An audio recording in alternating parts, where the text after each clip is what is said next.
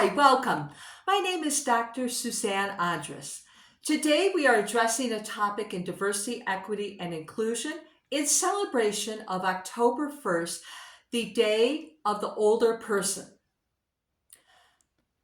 Specifically, we are going to address the topic of speaking for the hearing impaired and what it means to be hearing impaired, how it feels. Did you know that in America, 25% of people aged 55 through 64 suffer from a hearing loss? And people aged 65 and upwards in America, 50% suffer from a hearing loss. This is to show you that knowing how to communicate with hearing impaired people is important, specifically for an older demographic, as well as for people outside of that demographic. This first video segment is to educate you on the frustrations and the reality of what it feels like to have trouble hearing. I'm here today with my friend Ray, and he's going to share with us his experience. As you can see, Ray wears hearing aids. And Ray, would you tell us, please, some of your experiences in professional and in family settings with hearing impairment? It's very frustrating. I've had hearing loss for quite a few years, even when I was younger. But now that I'm older, it's worse. And I'm 80 now. But it's just, people just don't understand. I have the two hearing aids, and you talk. I'll start with the phone.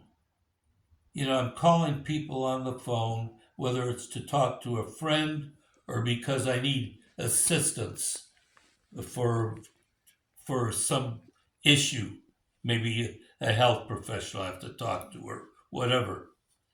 And if they don't talk slow enough and clear enough, I can't communicate with them, so I have to stop them. And very few people off the bat are easy to understand. So I have to either slow them down or tell them to also speak louder or more clearly. And sometimes it's still difficult. Do they understand what you mean when you say speak clearly? Sometimes or sometimes not? I have to assume they do. But the thing is, they have to enunciate the words and that. And hearing is a double process. You have to, whenever someone talks to you and you're having a conversation, you have to process your conversation and what to say next or to process what they're telling you. But if you can't hear them properly, you can't even get to the processing stage to communicate. And so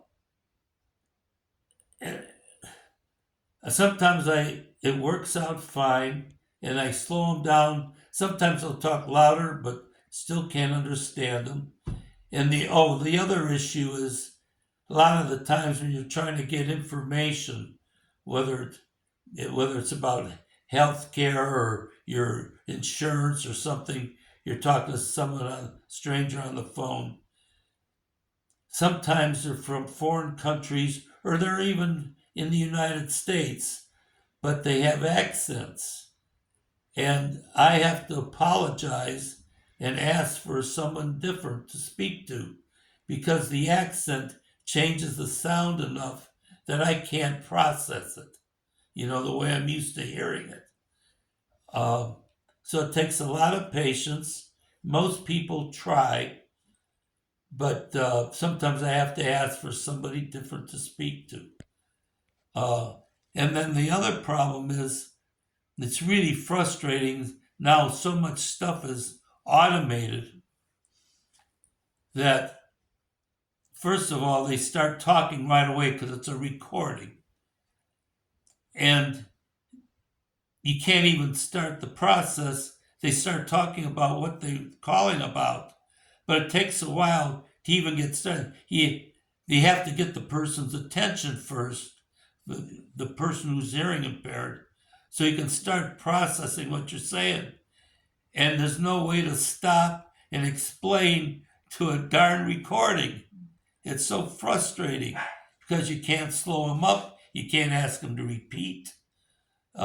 It's just a total loss. And sometimes I just get mad and hang up.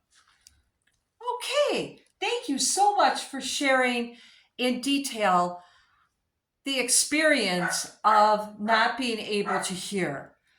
This is the first step in gaining awareness, is understanding a little bit about what it feels like for someone who's hearing impaired. And Ray, something else to add? Yeah. Even when I'm in a restaurant with family and they're talking and there's a bunch of people talking at once, you can't always separate the sounds well enough.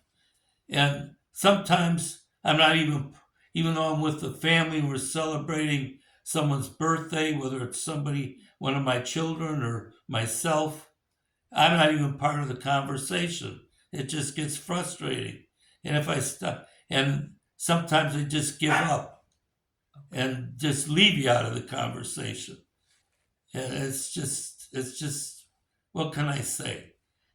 You So know? sometimes it's easier to just give up, to maybe pretend even sometimes. Do you ever pretend? No, you don't pretend, but No, they would know. sometimes I too have a hearing problem, and sometimes I pretend that I understand what someone has said because There's it's also another too issue. frustrating. You could be talking to somebody, and sometimes it's someone who's also hearing impaired, and they're talking to you, and they're moving around the room, and they keep talking to you when they turn around to maybe walk into the kitchen or something. And you would think, since they're hearing impaired, they would realize they can't turn around and keep talking to you because the sound isn't as clear. Mm-hmm. So that's important too. Yes. So even the hearing impaired sometimes forget. Mm-hmm. Yes, so this is a great information sharing, and thank you very much for sharing your experience today. Thanks for tuning into this first segment of our educational series.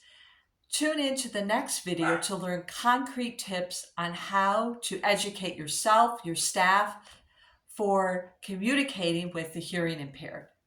Thank you.